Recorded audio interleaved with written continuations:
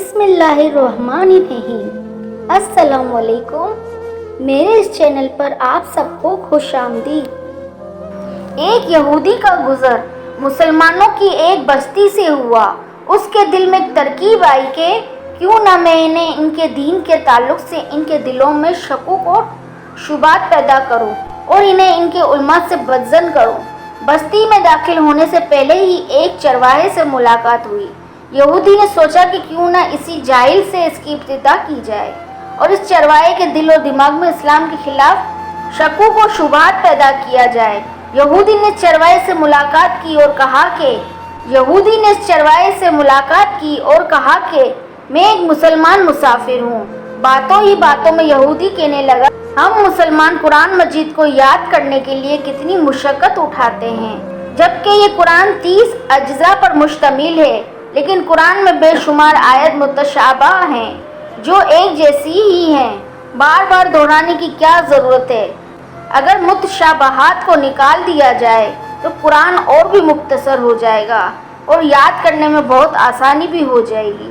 چرواہا اس کی بات غور سے سنتا رہا اور خاموش رہا۔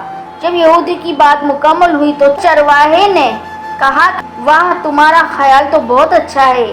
یہودی دل ہی دل میں بہت خوش ہوا کہ یہ چرواہا میرے جال میں آ گیا ہے۔ پھر اچانک چرواہے نے کہا کہ میرا ایک سوال ہے۔ یہودی نے کہا، پوچھئے تو صحیح۔ تم چاہتے ہو کہ قرآن میں جو متشابہات یا تکرار ہے اس کو نکال دینا چاہیے؟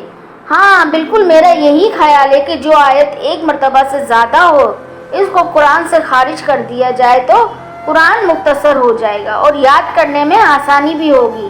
چرواہے نے کہا، مجھے ایسا لگتا ہے کہ تمہارے بدن پر بھی بعض اعضاء ایک سے زیادہ ہیں جو تکرار پیدا کر رہے ہیں جس کا کوئی فائدہ نہیں ہے۔